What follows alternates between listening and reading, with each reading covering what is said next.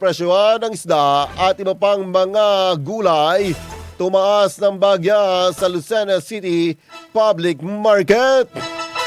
Pinasyalan natin ang fish section sa Lucena City Public Market at ating nasilayan ang malusog na kalakalan ng mga samut-saring isda.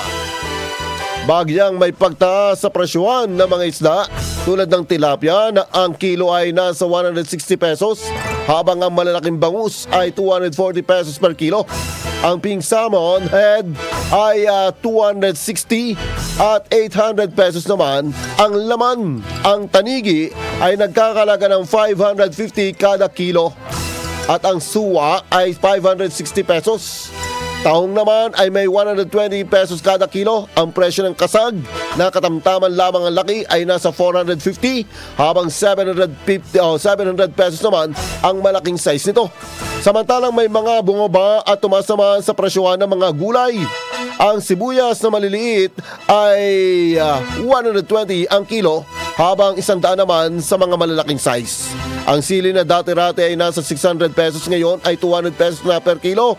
Ang kabitsuelas ay 300 ang kilo at ang luya naman ay 140. Ang presyo naman ng kamatis kada kilo ay nasa 40 pesos at ang kalamansi ay 120 pesos kada kilo. Bell pepper, green and red, nasa 350 pesos ang kilo at ang lemon ay 200 pesos ang kada kilo nito. Ang gulay naman na sitaw at talbos na kamote ay mabibili ng 20 pesos kada tali. Habang ang ampalaya naman ay nasa 90 pesos per kilo. Talong 80 pesos, labano 50 ang kilo. Ang pipino ay nagkakalaga ng 180 ang kilo, siling green 100 ang kilo.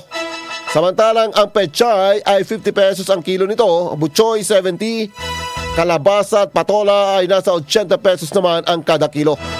Wala pa umanong pagbabago sa ibang mga presyo ng gulay sa mga darating na araw, maliban kung magpatong na ang kanilang mga suppliers ng karagdagang delivery fees dahil sa taas ng produktong petrolyo sanhi na matinding tensyon sa gitnang silangan.